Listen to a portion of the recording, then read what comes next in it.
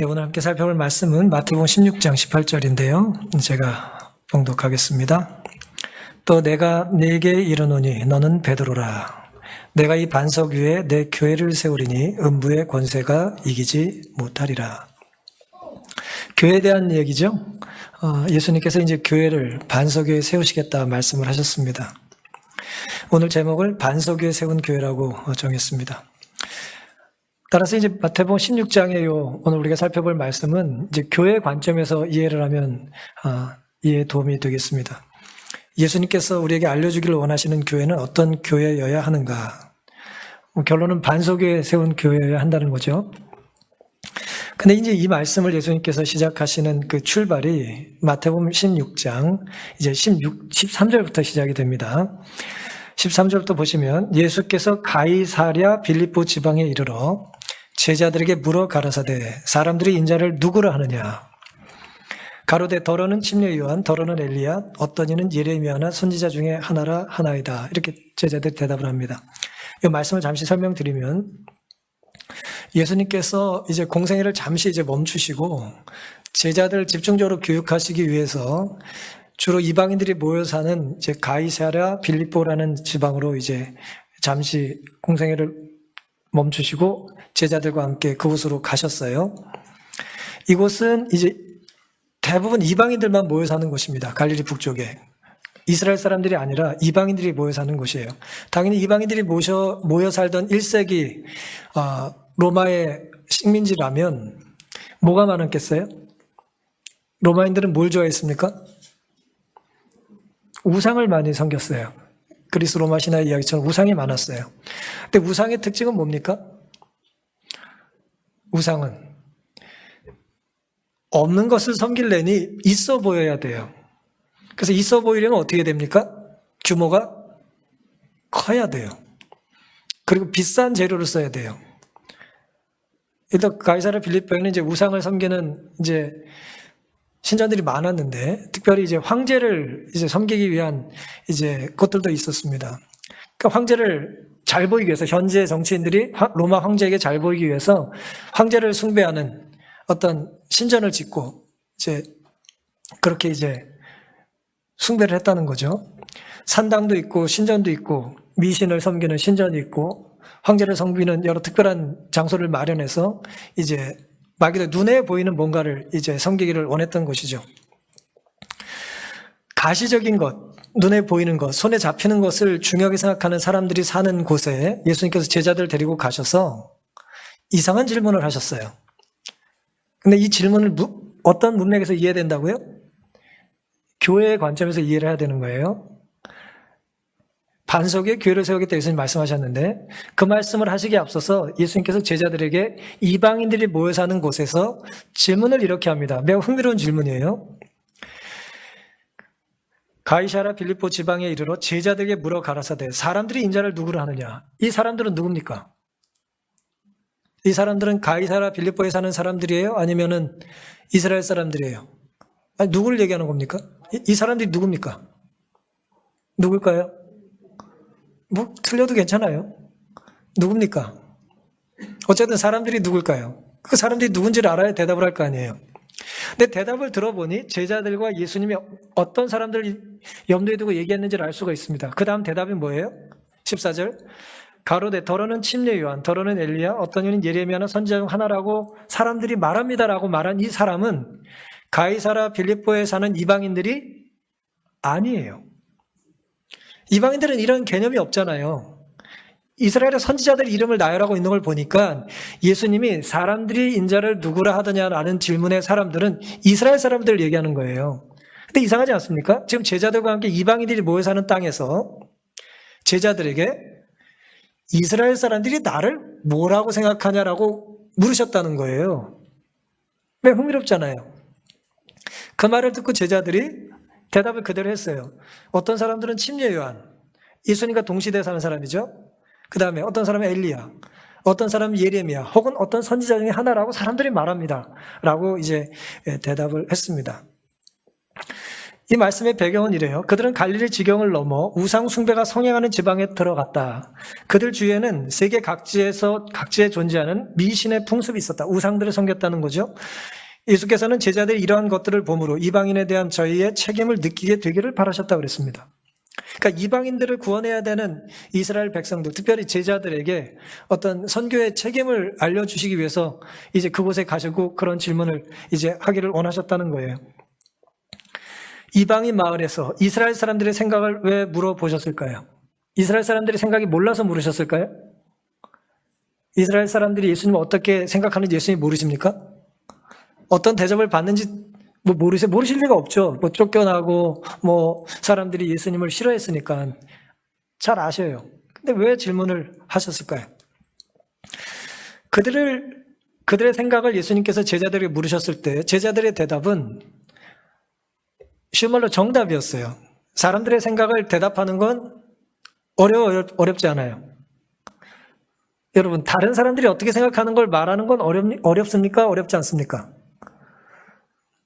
어려울 수도 있고 쉬울 수도 있겠지만 보통은 어렵지 않아요. 그러니까 남들의 생각을 옮기는 건 별로 어렵지가 않아요. 이 사람들 다 그렇게 말해요. 요즘은 그렇게 사람들이 생각해요. 시장에 보면 다 그렇게 말해요. 여론을 말하는 건 어렵지가 않아요. 남들의 생각을 옮기는 게 생각보다 어렵지가 않습니다. 맞든 틀리든 남들의 생각을 말하는 건 어려운 일이 아니에요. 귀에 잘 들리거든요. 눈에 잘 보이거든요. 감지가 잘 돼요. 조금만 관심 있으면. 그런데 그들의 대답은 이런 거예요. 슬프게도 제자들은 이스라엘이 메시아를 시인하지 않았음을 인정할 수밖에 없었다. 이스라엘 사람들이 어떻게 예수님을 생각하는지를 제자들이 대답할 때 그들의 심정은 그들은 예수님을 쉬운 말로 메시아로 생각하고 있지는 않다라는 얘기를 할 수밖에 없었다는 거예요. 슬픈 일이라는 거죠. 그래서 어떤 사람들은 예수님의 이적을 보고 그가 다윗의 아들임을 진심으로 선언했고 유대인들 중에 또 어떤 사람들 벳세다에서 양식을 먹은 군중 뭐예요? 오병이어의 기적을 직접 목격하고 경험한 사람들은 뭐예요? 배고프고 힘든 와중에 저런 사람이 우리의 왕이 되면 얼마나 좋을까? 라고 하면서 오병이어 기적 이후에 예수님을 뭘로 만들려고 그랬어요? 우리에게 왕이 되어달라고 왕으로 추대하려고 했습니다. 예수님이 그걸 이제 거절하셨지만 말이죠. 양식을 먹은 군중은 예수가 이스라엘의 왕이라고 선포하기를 원하셨다.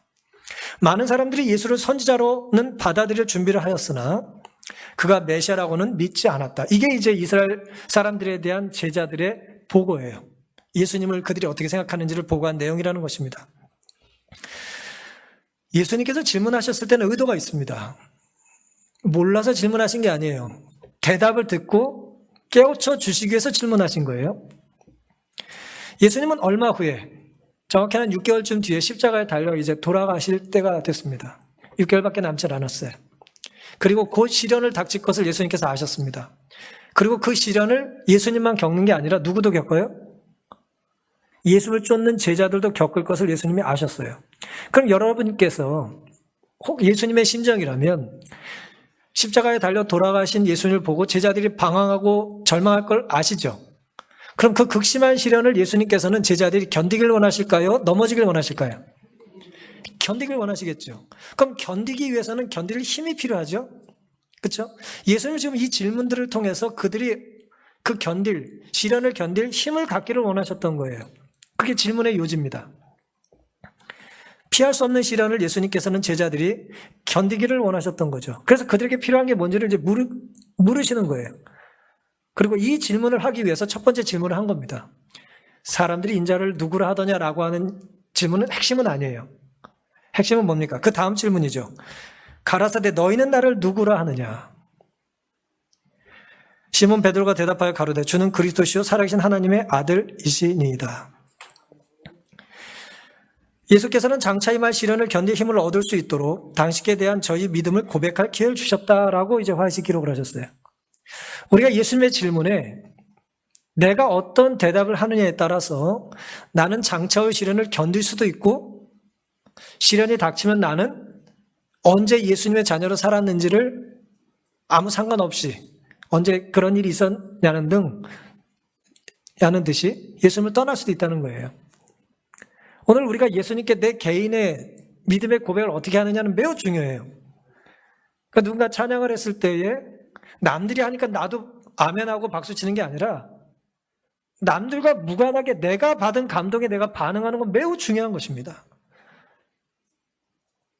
얼마나 큰 소리를 내느냐가 중요한 게 아니에요. 그게 내 안에 얼마나 은밀한 정직한 반응이냐가 중요한 것입니다. 예수님께서 이제 그걸 제자들에게 물으신 거예요. 다른 제자들은 이제 머뭇거리고 이제 침묵하고 대답하지 않았는데 베드로가 이제 용감하게 대답을 한 것이죠. 예수님이 다른 사람이 나를 어떻게 생각하는지, 이스라엘 백성들이 어떻게 예수님을 생각하는지를 모르지 않으셨고 그게 사실은 핵심은 아니에요.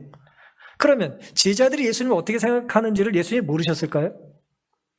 그것도 모르시지 않았어요. 그런데도 질문을 하셨습니다. 여러분, 많은 사람이 나를 어떻게 생각하는지가 중요하지 않아요? 중요하지 않아요. 뭐 좀 대답을 지금 반으로 좀 나눠지는 것 같은데 한번 속으로 한번 대답해 보세요. 많은 사람들이 나를 어떻게 생각하는지는 중요하다, 중요하지 않다? 둘 다 답일 수 있겠죠. 하지만 잘 생각해 보세요. 우리는 그걸 매우 중요하게 생각하고 삽니다. 그걸 무시할 수 없어요. 그렇죠? 제가 이제 한 반백년을 살았습니다. 죄송합니다. 반백년을 살았어요.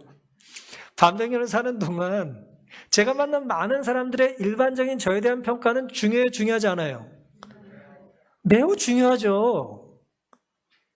저에 대한 일반적인 사람들의 일반적인 평판은 매우 사실은 중요해요. 왜냐하면 제가 어떤 사람인지를 알 수 있는 객관적인 자료이기 때문에 그렇습니다. 그렇지 않아요? 뭐 동의 안 하셔도 할 수 없는데 중요해요. 예를 들어 제가 여기서 지금 장희동에 있는데 4년째 있습니다. 그럼 제가 예를 들어 24년째 목회를 하는데 20년 동안에 저에 대한 평가가 혹은 사람들의 생각이 제가 거쳐온 교인들의 저에 대한 이야기들과 지금 여기 온지 벌써 이제 4년째가 되는데 3년 혹은 4년 동안의 여러분의 평가와 비추어서 사실 어느 것이 더 중요할까요? 그냥 객관적으로 말해서 긴 기간 더 많은 사람들의 평가가 더 중요하지 않겠어요? 아니에요? 그냥 신문 세탁 쫙 해버리고 그냥 과거를 다 지우면 됩니까? 그럴 수 없죠. 세상에 그럴 수가 없어요. 특별히 또 예를 들어 사람과 더불어 어떤 동시대에 살아가는데 한 사람과의 관계도 중요하지만 많은 사람과의 관계 중요해요? 중요하지 않아요? 사실 매우 중요해요. 그런데 그런 중요성을 예수님이 간과하거나 부정하시고 무시해서가 아니라 사실 그들의 대답의 대화는 예수님이 별로 중요하게 여기지를 않으셨어요. 그냥 건너뛰는 질문이었다는 거예요. 왜냐하면 사람들의 생각을 우리는 여론이라고 말합니다. 그렇죠? 여론이라고 말을 해요. 평판이라고 말합니다. 그걸 중요하게 생각하는 사람의 직업군이 누굽니까? 사람들의 생각이 중요한 사람, 그 생각을 파악하고 그들의 생각을 만족시켜줘야 되는 직업이 어떤 사람들이에요? 예, 정치인이죠. 예, 정치를 잘하려면 뭐 해야 돼요? 민심을 잘 파악해야 돼요. 근데 민심은 뭐 일치가 돼야 말이죠. 근데 민심은 물론 잘 일치가 되지 않습니다. 어쨌든 민심을 잘 파악을 해야 돼요. 여론에 굉장히 주목을 해야 합니다. 정치인만 그래요? 또 누가 그럴까요? 사람들의 생각을 잘 파악해야 될 사람 누구예요? 우리는 이런 사람이 없어서 잘 모르는데 연예인들이 그래요 또. 그렇죠? 연예인들은 뭐 사람들이 어떤 생각을 갖고 있는지 알아야죠. 요즘 운동하는 사람도 마찬가지예요. 그 다음에 상인들도 예외가 아니죠. 요즘 또 종교인들도 그래요. 또 뭐 트렌드가 있대요. 뭐 또 설교하는 트렌드가 있고 뭐 이렇게 예배 드리는 또 트렌드가 있어가지고 그걸 또 이렇게 잘 만족을 시켜야 또 교회가 부흥한다고 말하는 분도 있습니다. 여론의 촉각을 곤두세운 채 민심을 예수님께서 파악하려고 오셨습니까? 이 땅에? 예수님 이 땅에 왜 오셨어요? 민심을 파악하고 여론의 동향을 좀 더 잘 파악하려고 하늘에서 이 땅에 오셨습니까? 이 땅에 오신 이유가 뭐예요? 죄인을 구원하러 오셨죠. 단 한 명이라도, 그렇죠? 한 사람이라도 예수님께서 이 땅에서 죄를 해결해 주시고 구원하시기 위해서 이 땅에 오셨어요. 그리고 세우신 게 뭐예요? 그러려고 세우신 게 교회입니다. 제가 좀 장황한 이야기를 지금 드렸는데 예수님께서 반석 위에 교회를 세우겠다는 말씀은 베드로의 신앙 고백을 듣고 하신 말씀이거든요. 너는 나를 누구로 하느냐? 저는 그리스도이고 살아계신 하나님의 아들입니다라는 이야기를 베드로가 했을 때에 반석에 교회를 세우겠다는 말씀하셨던 거예요. 그러면 교회를 우리는 어떤 마음을 가지고 세우고 어떻게 신앙생활하고 살아야 되는지를 이제 말씀을 통해서 확인해 볼 필요가 있는 것입니다. 우리가 아까 중요하게 생각하는 많은 사람들의 생각, 살다 보면 많은 사람들의 생각이 중요하죠. 일반적인 많은 사람들의 생각은 매우 중요합니다. 만약에 물건을 구매한다면 우리는 먼저 그 물건을 사는 사람들의 사용한 후기를 봐야 안 봐요? 젊은 사람들은 다 봐요. 어른들은 어떻게 하죠? 물어봐요. 전화로 물어보시든지 뭐 이렇게 물어봅니다. 그렇죠? 그 제품이 어떻습니까? 뭐 이렇게. 그럼 그 얘기를 듣고 좋은 말을 하면 어때요? 듣는 것입니다. 사는 것입니다. 대중적이고 일반적으로 무난한 것은 괜찮아요. 안전하죠. 그런데 우리가 선택하는 게 물건이 아니라면 어떨까요? 물건은 다 똑같잖아요. 제품이 다 똑같은 건데 우리가 구매한다는 표현은 좀 그런데 우리가 이제 선택하려고 하는 대상이 물건이 아니라면 어떨까요? 좀 생각이 달라지겠죠? 예를 들어 이제 이 좋은 컵이 있는데 이 컵은 사용한 사람이 말해주면 그것이 맞을 수가 있어요. 왜냐하면 이 컵은 다 똑같으니까. 그렇잖아요. 대량 생산이 가능한 거니까 똑같잖아요. 하지만 한 단계 좀 더 나가서 이제 뭐 애완견을 하나 우리가 키운다고 생각해 보세요. 아유, 걔도 뭐 예외 없어. 종이 비슷하면 또 성질도 비슷해. 그럽니까? 꼭 그렇진 않을 거죠. 걔가 종이 같다고 그래서 뭐 다 똑같아요? 기질이 있고 성질이 있는데 같을 수가 없어요. 참고를 하지만 선택은 누가 해야 됩니까? 내가 판단해야 돼요. 그리고 나와 맺는 관계에 따라서 전혀 다른 우정이 쌓이겠죠? 그렇죠? 제가 이 말씀을 왜 드리냐면 우리가 선택하는 게 물건이라면 다른 사람의 말을 참고하면 거의 맞아요. 그게 지혜로운 선택입니다. 하지만 한 단계 더 나아가서 물건이 아니라 뭔가 생명체를 택한다면 그건 내가 좀 더 구체적으로 판단하고 경험해 봐야 될 문제예요. 더 한 단계 나아가면 사람일 경우에 어떨까요? 사람일 경우에 사람을 이제 만나야 돼요. 연애를 하거나 혹은 뭐 데이트를 하거나 뭐 결혼을 한다고 할 때 다른 사람의 평판이 내 행복을 보장해 줍니까? 안 그러죠. 결국 누가 판단해야 돼요? 그럼 내가 무엇을 근거로 판단해야 될까요? 다른 사람이 해준 그 편견과 선입관을 가지고 판단하면 옳을까요? 아니죠. 내가 경험하고 내가 느끼고 내가 대화하고 내가 파악해야 되는 것 아니에요? 내가 확신이 있을 때 뭐 하는 거예요? 선택하는 것입니다. 많은 사람의 이야기가 다 맞는 게 아니에요. 특별히 많은 사람들이 제대로 알고 있지 못할 때가 상당히 많아요.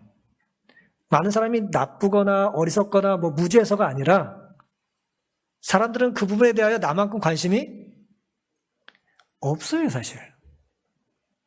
없어요. 주님은 지금 제자들에게 이전에 없던 시련을 견딜 수 있는 힘을 주기를 원하시는데 그 힘이란 죽음을 앞두고라도 흔들리지 않는 믿음이어야 하는 거예요. 예수님이 돌아가시고 그 이후에라도 어딜 떠나지 말아야 돼요? 이 신앙 공동체, 교회를 떠나지 않으려면 대단한 뭔가가 있어야 돼요. 많은 사람 쫓아서 우르르 갔다가 우르르 오는 그런 신앙 갖고는 이곳에 남을 수가 없습니다. 예수님이 인기 있을 때는 많은 사람들이 예수님의 제자가 되겠다고 왔지만 예수님 십자가에 달려 돌아가시고 핍박받으셨을 때는 뭐예요? 앞다퉈 주례명을 치고 예수님께 돌을 던지는 거예요. 그게 군중들의 일입니다. 다른 사람의 믿음에 내 목숨을 걸 수는 없어요. 다른 사람의 판단에 내 미래를 맡길 수도 없습니다. 대중들의 평판이나 댓글, 뭐 요즘 말로요, 좋아요가 얼마나 많은지에 내 미래를, 내 생명을 걸 수는 없는 것입니다. 왜 대중들의 생각에 내 모든 믿음의 기초를 놓지 말아야 할까요? 왜 그럴 때 조심해야 될까요? 왜냐하면 아까 우리가 살펴본 것처럼 어떤 사람들은 예수의 이적을 보고 그가 다윗의 아들이라고 말을 했어요. 그리고 오병이의 기적을 보고 경험하고 뭐예요? 저런 사람이 이 나라의 왕이 됐으면 좋겠다고 말을 했어요. 결국 그들이 원하는 예수님은 어떤 존재예요? 내 물질적인 필요를 채워주는 존재였어요. 정치인으로 또 경제인으로 내 후견인으로 내가 이 땅에 좀 잘 먹고 잘 살기를 원하는 것을 도와주는 사람으로 원한 거예요. 하지만 예수님은 그런 일을 해주러 이 땅에 오신 것이 아니었다는 것입니다. 예수님은 이 땅에 메시아로 오셨는데 사람들은 예수님을 메시아로 원하진 않았어요. 그냥 주님은 우리에게 먹을 것을 주시고 살 집을 주시고 편안한 직장과 잠자리만 주시면 오케이 됐습니다. 그 다음 더 중요한 건 당신의 일이 아닙니다. 라고 이제 말한 것과 같은 것입니다. 이것이 이제 대중들의 일반적인 생각이었던 거예요. 그래서 예수님께서 대중들이 나를 어떻게 보냐고 질문하셨던 겁니다. 일반적으로 대중들은 뭐 님비라는 말도 요즘 씁니다만은 이기적이에요. 공동 쓰레기장이 어딘가에 필요한데 있어야 된다고 말은 하지만 내 뒷마당에 있으면 안 되는 거예요. 혐오시설이 필요하지만 말도 좀 웃기죠. 혐오시설이라는 말 쓰니까요. 대단한 어떤 혜택을 주지 않으면 싫은 거예요. 그게 이제 대중들의 입장입니다. 대중들은 일반적으로 이기적이에요. 이기적인 사람이 늘어난다고 해서 이타적으로 변하는 게 아닙니다. 이기적으로 생각하고 이기적으로 판단하고 이기적으로 행동해요. 대중들은 그렇습니다. 군중들은 일반적으로 쉽게 놀랍니다. 쉽게 흥분하고 따라서 쉽게 공격하고 쉽게 망각해요. 이게 대중들이에요. 이게 대중들입니다. 우리가 늘 몇 년에 한 번씩 정치를 뽑으면서도 우리가 다 그러지 않아요? 열광적으로 지지하고 뭐예요? 열광적으로 욕을 해요. 열광적으로 박수를 치고 열광적으로 손가락질을 합니다. 근데 보면 뭐예요? 대중들이 뽑은 사람이에요. 물론 뭐 그러라고 뽑은 건 아닙니다만 그렇다는 거예요. 이 정치가 항상 그래요. 항상. 뭐 최근에만 문제가 아니에요. 역사를 통해서 보면 항상 그렇습니다.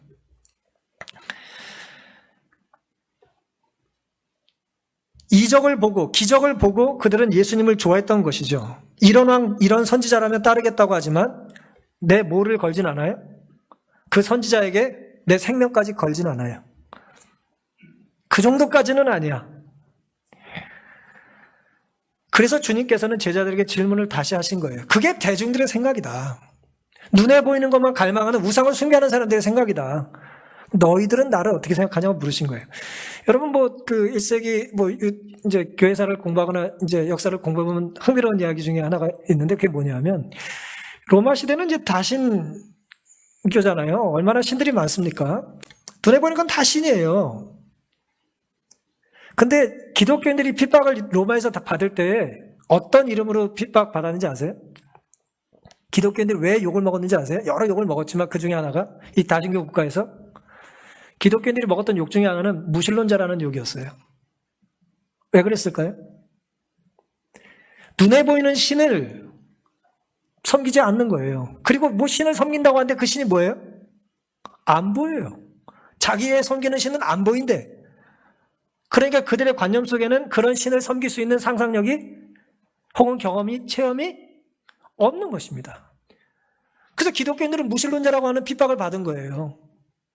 눈에 보이는 것만 붙잡았던 사람들이기 때문에 그렇습니다. 그게 대중들이에요. 사람들 생각 말고 너는 나를 어떻게 생각하냐? 왜요? 진리는 다수가 결정하는 게 아니죠. 다수가 옳으면 그게 진리가 되는 건 아니죠. 다수가 옳다고 손들면 그런 것이 아니에요. 생명이라는 것은 공리적으로, 물리적으로, 숫자적으로 크고 많은 것에 더 가치를 부여할 수 없어요. 아이의 생명보다 어른의 생명이 더 귀한 게 아니에요. 부자의 생명이 가난한 사람의 생명보다 더 가치 있는 것도 아니에요. 생명은 그렇게 계산되어지는 게 아니에요. 생명은 그 하나가 살면 다 사는 거고 그 하나가 주면 다 죽는 거예요. 그때 베드로는 이 질문을 듣고 주님은 그리스도입니다. 살아계신 하나님의 아들이라고 이제 대답을 한 거죠. 대답 잘했나요? 대중들의 생각과 다른 고백을 한 것입니다. 단순한 위대한 선지자가 아니라 이 땅의 왕이 아니라 장차 오실 온 우주의 왕이요. 죽은 신이 아니고 보이지 않는 신이라고 해서 없는 신이 아니라 살아계신 하나님의 아들이라고 한 고백을 한 것입니다. 어떻게 베드로가 이런 고백을 할 수 있었을까요? 어떻게 베드로가 이런 말을 할 수 있었을까요? 이상하지 않아요? 여러분이 베드로 이렇게 점수를 매기는 교수님이라면 베드로가 그런 삶을 받을 때 A+를 맞을 만한 삶을 잘 살지 않았거든요. 뭐 잘하기도 했지만 실수도 많이 했잖아요. 어떻게 이 순간 베드로가 이런 엄청난 고백을 할 수 있었을까요? 베드로는 주께서 왕의 영예를 가지시기를 기다리지 아니하고 겸비함을 입으신 그분을 그대로 받아들였다 그랬어요.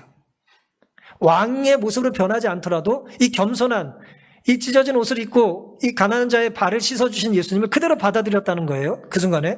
때때로 예수에게서 나오는 귀중한 빗줄기가 그들을 비췄지만 흔히 그들은 암중모색하는 사람들과 같았다. 어둠 속에 대충 그냥 하나님에 대한 인식이 부족했다는 거예요. 그러나 믿음이 큰 시련에 부딪히기 전인 이날에 성령께서 능력으로 그들에게 임했다 그랬어요. 베드로가 이런 대답할 수 있었던 건 뭐라고요? 성령의 역사였다는 거예요. 잠시 동안 저희 눈은 보이는 것에서 떠나 보이지 않는 것을 보게 되었다 그랬어요. 믿음이 없으면 볼 수 없는 게 있습니다.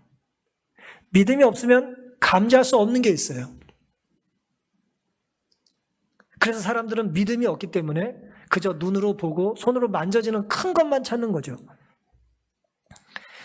놀랍게도 베드로는 그 순간에 대중의 평판이 아니라 성령의 능력을 따랐습니다. 군중들의 소리보다 영혼 깊숙이 인지하시는 성령의 세미한 소리에 반응했어요. 베드로에게 배울 점은 남들의 생각이 아니라 내 믿음을 고백해야 될 순간이 온다는 거예요. 예수님께서 오늘 우리에게 질문하실 수 있습니다. 너는 나를 어떻게 생각하냐? 그럼 뭐라고 대답해요? 장희동 교회는 뭐라고 대답하고 재림교회는 뭐라고 대답하고 선생님들은 뭐라고 가르쳤습니다라는 대답이 아니라 너는 나를 어떻게 생각하냐는 질문에 내가 할 수 있는 대답이 있어야 되는 것입니다. 왜냐하면 예수님이 그렇게 우리에게 임재하기를 원하시기 때문에 그래요. 예수님께서 우리에게 다가오실 때에 사람들에 대한 평판을 보고 그 점수를 가지고 그 선입견을 가지고 우리를 대하십니까? 아니에요. 예수는 온 우주의 그 순간 우리가 처음 태어난 존재인 것처럼 우리를 대해 주십니다. 과거에 우리의 죄가 뭐가 어땠든지 사람들이 우리에 대해 어떻게 평가하든지 그건 생각하지 않으세요. 그저 예수님 앞에 서 있는 연약한 죄에 대하여 두려워하고 떨고 있는 한 사람으로 우리를 보시는 것입니다. 그렇기 때문에 예수님께서는 우리에게 그런 대접을 받기를 원하시는 거예요. 나에 대한 사람들의 평가를 가지고 날 보지 말고 정말 너에게 나는 누구냐? 라고 이제 묻기를 원하셨던 거죠. 이렇게 놀라운 대답을 할 수 있었던 것은 성령의 역사라고 했는데 우리가 아는 것처럼 베드로가 마태복음 16장 17절에 예수님의 질문을 듣고 예수님의 질문에 대답을 하고 그때 예수님께서는 그 대답을 듣고 이렇게 대답을 하십니다. 예수께서 대답하여 가라사대 17절 바요나 시몬아 바요나라는 요나의 아들이라는 얘기입니다. 아버지 이름이 요나예요. 시몬아 네가 복이 있도다. 이를 네게 알게 하냐는 혈육이 아니요 하늘에 계신 내 아버지시니라. 또 내가 네게 이르노니 너는 베드로라. 내가 이 반석 위에 내 교회를 세우리니 음부의 권세가 이기지 못하리라. 이제 이 말씀을 하고 싶어서 이렇게 좀 몇 가지 질문을 하셨던 겁니다. 언제나 답은 누가 주시는 거예요? 하나님이 주시는 거예요. 그러니까 우리가 오늘 바르게 대답한다면 그 답은 내가 한 게 아니라 누가 한 거예요? 하나님이 하신 거예요. 나도 모르게 찬양이 나가고 나도 모르게 무릎이 꿇어지고 나도 모르게 아멘이 나오는 건 말 그대로 내 안에 하나님께서 역사하신 거예요. 근데 나도 모르게 악한 생각, 악한 말이 나오면 내 안에 하나님 자리에 누가 있는 거예요? 악한 영이 있는 거예요. 신약성경 어디에도 이것을 제외하고 예수님께서 한 개인에게 내가 복이 있다라고 하는 칭찬을 하신 적이 없습니다. 놀라운 축복을 하신 거예요. 놀라운 복을 내려주신 것입니다. 이런 극진한 칭찬을 어떻게 하실 수 있으셨을까요? 헬라 성경에는 이 접속사인 호티라는 단어를 썼는데 바요나 시몬아 내가 복이 있도다. 호티라는 말을 썼어요. 무슨 얘기냐면 네가 복이 많은 이유는 네가 복을 받을 자격이 있는 이유는 그런 뜻이에요. 그 이유가 뭐라고요? 하늘에 계신 내 아버지 덕분이다. 그런 것입니다. 베드로가 대답을 했어요. 답을 썼어요. 주관식 질문에 답을 썼더니 선생님이 답을 보고 뭐라 그래요? 100점 써놓고 뭐예요? 근데 이 답은 하나님이 하셨네? 그렇게 쓴 거예요. 내 답이 아닌 거예요. 하나님이 하신 답이 100점이라는 거예요. 그 진리는 결코 자신의 지혜나 우수함으로 말미암아 베드로에게 계시된 바 된 것이 아니었다. 베드로가 잘나고 뛰어난 사람이라 이 답을 할 수 있었던 게 아니라는 거예요. 인간이 결코 스스로 하늘의 지식에 도달할 수는 없다. 우리가 예수님을 믿고 십자가의 은혜를 깨닫고 신앙 공동체의 일원이 되어서 어떤 직분을 감당하는 것은 내가 잘났기 때문이 아니라는 거예요. 하나님의 은혜가 내 안에 임했다는 거죠. 오직 성령께서만 눈으로 보지 못하고 귀로 듣지 못하고 사람의 마음으로 생각지 못하는 하나님의 깊은 것을 우리에게 계시하실 수 있으시다. 이 놀라운 신비를 깨달은 건 성령의 은혜라는 거예요. 오직 하나님의 성령으로 이것을 우리에게 보이셨으나 성령은 모든 것 곧 하나님의 깊은 것이라도 통달하시느니라. 고린도서 2장 말씀이죠. 그리고 베드로가 그리스도의 영광을 식별하였다는 사실은 그가 하나님의 가르침을 받았다는 증거였다 그랬습니다. 사랑하는 성도 여러분, 오늘 우리가 갈 곳 많고 할 일 많고 정말 분주하고 바쁜 일상 아니에요? 두렵고 걱정스러운 게 산더미 같은 세상에 살면서 우리가 일주일에 하루 안식을 기억하고 거룩한 장소를 기억하고 혹 때로 이곳에 있지 못하더라도 이 시간을 구별해서 예배에 참석하시는 이유가 뭡니까? 내 안에 누가 역사하신 거예요? 성령께서 역사하신 거예요. 이건 우리가 한 게 아니라는 거예요. 우리가 깨달은 게 아니라는 거예요. 하나님께서 그렇게 인도해 주셨다는 거죠. 그런 삶이 복된 삶이라는 거예요. 우리가 여기서 간과하지 말아야 될 것이 있습니다. 그건 뭐냐? 자칫 잘못하면 베드로를 높이는 거예요. 아까 우리가 군중들의 생각은 중요하지만 그것이 절대적일 수 없다고 말씀드렸죠. 베드로 같은 신앙 고백 역시 마찬가지예요. 천주교는 이런 우를 범하죠.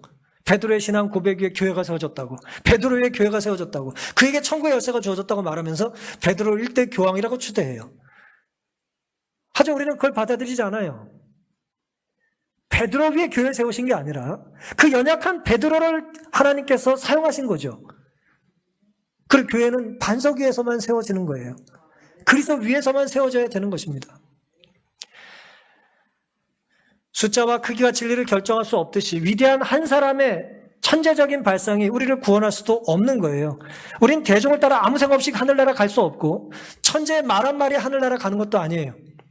하늘은 오직 예수 그리스도를 믿고 순종하는 자만이 갈 수 있는 곳입니다. 오직 하나님만 높여야 하는 거죠. 성령의 임재만이 우리를 바른 길로 인도하실 수 있습니다. 누가 성령의 사람이고 누가 성령에 사로잡힌 사람입니까? 오늘 베드로에게 하나님께서 말씀하신 것처럼 성령의 가르침을 따르는 자가 성령의 사람이에요. 성령의 가르침이 여러분과 저에게 임하는 거예요. 뭐라고요? 우리가 안 좋은 걸 하고 싶으면 성령께서 우리에게 말씀하시지 않아요? 야, 너 왜 그러냐? 이렇게 말해라. 이렇게 행동해라. 왜 다른 사람에게 상처를 주려고 그러냐? 그렇게 하지 말아라. 혹 나도 모르게 상처를 주고 나면 뭐예요? 용기를 내서 사과해라. 미안하다고 얘기해라. 하나님이 기뻐하실 만한 일은 그것이 아니지 않냐? 계속해서 성령은 우리에게 말씀하십니까? 말은 누가 잘 통하냐 하면 평소에 얘기를 잘하는 사람과 통해요. 잘 통하지 않으면, 소통을 안 하면 막히게 되죠. 우리가 하늘과 계속해서 끊임없이 교제할 수 있는 방법이 뭘까요? 하늘의 언어를 자꾸 사용하는 것입니다. 하나님과는 기도를 하고 사람과는 하나님이 알려주신 언어를 가지고 소통하는 것입니다. 사랑의 언어를 사용하고 잘못했을 때 사과하는 것입니다. 사과는 참 용기가 필요하죠. 그리고 그 용기는 하나님이 우리에게 주셔야 가능해요. 겸손은 누가 할 수 있는 거예요? 어떤 사람이 겸손합니까? 내 안에 그리스도가 계셔야 내 무게 중심이 겸손한 쪽으로 기우는 거예요. 근데 그리스도가 안 계시면 이 무게가 말이야, 내 안에 무게가 교만해가지고 이게 엄청 무겁거든요. 계속 교만 쪽으로 기울어지는 거예요. 내 안에 하나님을 모실 때만이 우리 안에 없던 용기도 생기고 회개하는 마음도 생기고 겸손으로 기울어지게 되는 것입니다. 그래야 그 공동체와 그 가정이 평안할 수 있는 것입니다. 그리스도가 반석이 될 때 그때 세워진 교회 위에 세워진 교회라만 바로 제대로 된 교회가 되는 것입니다. 그 반석이 뭐냐라고 하는 걸 묻는 것은 사실은 이제 오랫동안 2000년 동안 교회가 해왔던 질문인데, 왜냐하면 천주교가 계속 그 반석이 베드로라고 말하니까 베드로는 그 반석을 뭐라고 생각했느냐가 중요하지 않을까요? 그렇지 않아요? 저기 지금 두 분이 앉아가지고 귀에다 대고 얘기를 하는데 우리가 그 말을 알려면 들은 사람이 뭐라고 들었는지 물어봐야 될 거 아닙니까? 베드로는 반석을 뭐라고 생각했습니까? 사도행전 4장 8절부터 보시면 이에 베드로가 성령에 충만하여 가로되 11절 이 예수는 너희 건축자들이 버린 돌로서 집 모퉁이의 머릿돌이 되었느니라. 다른 이로서는 구원을 얻을 수 없나니 천하 인간의 구원을 얻을 만한 다른 이름을 우리에게 주신 일이 없다 그랬어요. 반석이 누구라는 거예요? 건축자가 버린 취급하지 않았던 모퉁이돌 예수 그리스도라고 베드로가 말합니다. 베드로전서 2장 4절에도 사람들에게 버림받아 되었으나 하나님께로는 택하심을 입은 보배로운 산도신 예수에게 나와 너희도 산들같이 신령한 집으로 세워지라 그랬습니다. 베드로는 돌을 누구라고 이해했다고요? 예수님이라고 이해했어요. 그러니 베드로가 돌을 예수님으로 이해했기 때문에 교회는 누구 위에 세워져야 된다고요? 예수님 위에서만 세워져야 돼요. 사람들의 평판으로 세워지는 것도 아니고 돈으로 세워지는 것도 아니고 권력으로 세워지는 것도 아니고 인기로 세워지는 것도 아니에요. 위대한 천재 어떤 지도자의 개인의 카리스마 위에 세워지는 것도 아니에요. 그게 다 이단이에요. 아무리 의도가 좋았어도 개인에게 집중된 영적인 권력은 부패하게 되어 있습니다. 세속 권력이 부패하듯 신앙 공동체도 망하게 되어 있어요. 교회는 누구 위에서만? 오직 예수 그리스도 위에서만 세워져야 하는 것입니다. 히브리인들은 일찍부터 하나님에 대한 상징으로 반석을 사용했습니다. 신명기 32장 4절 그는 반석이시니 하나님을 반석으로 이해했습니다. 시편 18편 2절 여호와는 나의 반석이시요 나의 하나님이시요 나의 피할 바위시요. 이 세상의 수많은 공격으로부터 정죄의 화살로부터 핍박으로부터 우리가 어떻게 살아남을 수 있어요? 반석에 숨는 것입니다. 반석 뒤에 숨는 거예요. 사탄은 우리를 어찌할 수는 있을 수 있지만 반석을 어찌할 수는 없어요. 우리는 반석에 붙어 살아야 되는 것입니다. 1775년 3월 23일 기억 잘 못하시겠죠? 우리와는 크게 상관이 없는데 미국이 열 몇 개 이제 자치주로 나눠져 있던 미국이 영국으로부터 독립하기 1년 전이었어요. 당시에 이 신대륙 미국의 정치 지도자들이 두 가지로 이견이 나눴었답니다. 강경 정치가들이 있었고 온건 정치가들이 있었어요. 항상 우파와 이제 매파와 이제 비둘기파가 있는 거 아니에요? 우와 좌와 있는데 그 당시 미국도 그렇게 나눠져 있었어요. 이 강경파는 뭐라고 말했을까요? 영국이 자꾸 자기들을 괴롭히니까 식민지 삼아가지고 세금 자꾸 갈취하고 괴롭히니까 이참에 그냥 싸우자, 뒤집어 엎자 이제 했고요. 온건파는 뭐라고 말했을까요? 야, 우리 지금 영국이랑 싸워서 못 이겨. 어떻게 이겨 지금? 어떻게 잘 구슬려가지고 그냥 무릎 꿇고 적당히 평화를 유지하면서 살아야 되지 않겠어? 라고 하는 이제 두 가지 의견이 팽배하게 부딪혔습니다. 그때 이제 패트릭 헬리라고 하는 이제 유명한 정치가가 이제 우리 귀에 지금도 울리는 연설을 해요. 그 연설을 잠깐 좀 읽어드리겠습니다. 여러분, 사람들은 우리가 약하다고 말합니다. 미국에 있는 사람들 얘기예요. 영국에 대항해서 상대적으로 너무 약하다는 거죠. 저렇게도 무서운 적, 영국과 상대할 능력이 없다고 합니다. 그렇다면 우리는 언제 강해질 수 있을까요? 내주일일까요? 내년일까요? 우리가 완전 무장해제 당하고 영국군 보초가 우리 집집마다 배치되어질 그때입니까? 우리의 우유부단함과 무일의 부책으로 힘을 모을 수 있겠습니까? 적이 우리의 손발을 꼭꼭 묶어놓을 때까지 그저 들어누워 헛된 희망의 헛개배를 부둥켜 안고서야 어찌 효과적인 항쟁의 수단을 얻을 수 있겠습니까? 이 사람이 이제 전쟁하자는 얘기예요. 그런데 우리는 무엇 때문에 여기서 한가롭게 서 있다는 말입니까? 여러분이 바라는 것은 무엇입니까? 무엇을 가지고 싶다는 겁니까? 쇠사슬과 노예의 대가로 얻어지는 고귀한 생명입니까? 달콤한 평화입니까? 쇠사슬과 노예처럼 살더라도 묶여서 그렇게 살고 평화를 유지하는 게 나을까요? 나는 다른 사람들이 어떤 길을 택하려는지 잘 모릅니다.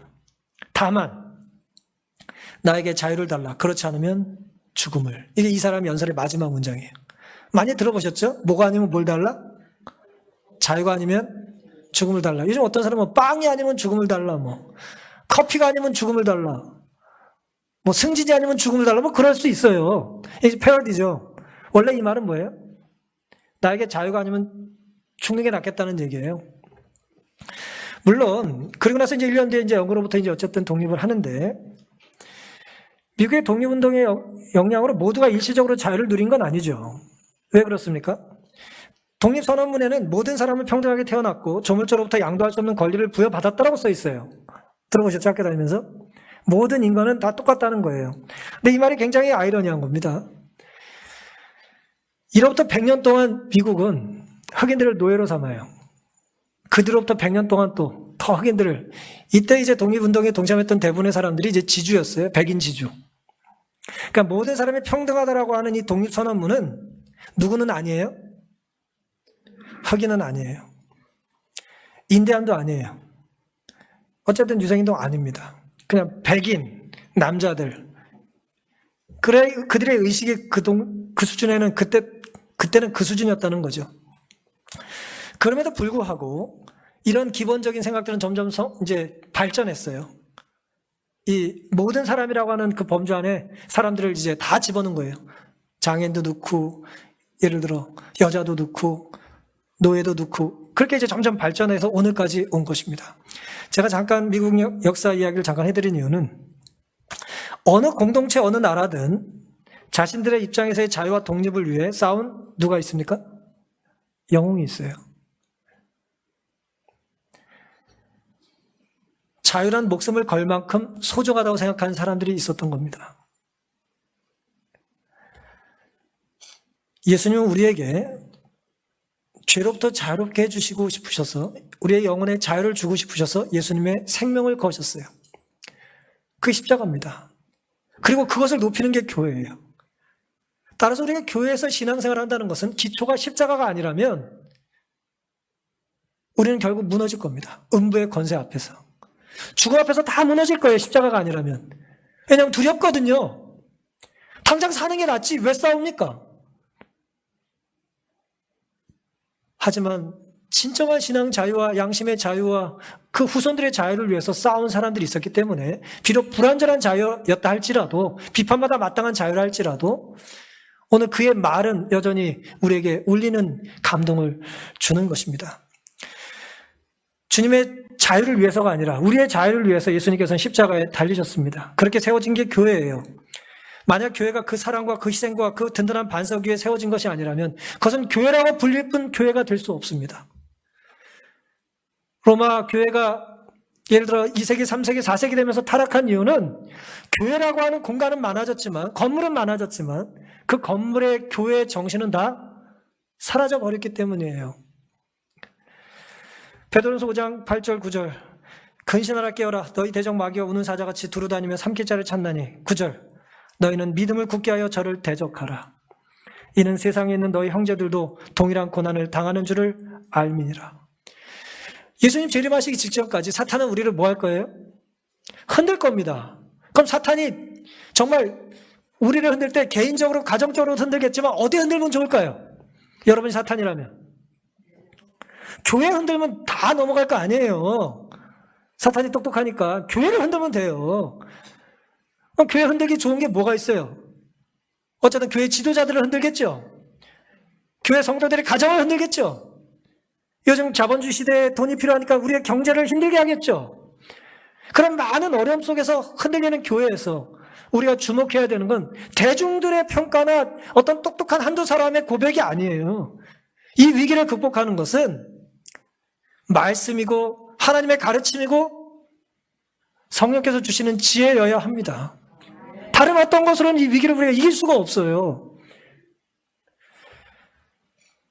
세상에 있는 너희 형제들도 동일한 고난을 당하는 줄을 알미니라. 그래서 예수님께서 우리에게 믿음을 굳게 하라고 우리 믿음에 대하여 질문하시는 것입니다. 너는 나를 어떻게 생각하냐는 것입니다. 주님께서 세우신 이 교회를 사탄이 허물지 않도록 끝까지 믿음과 말씀으로 지키게 되시기를 간절히 바랍니다.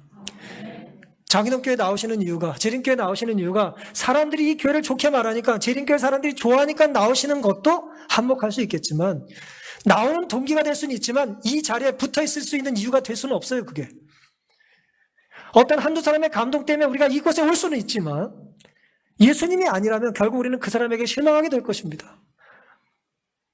그러니 오게 됐을 때 하나님께서 사용하셨던 그 도구에 의지하지 마시고 이곳에서 하나님을 만나게 되시기를 바랍니다.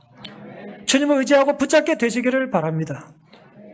그 십자가 위에 세워진, 반석 위에 세워진 예수 그리스도를 만나시고 의지하셔서 끝까지 믿음 안에 승리하게 되시기를 바랍니다.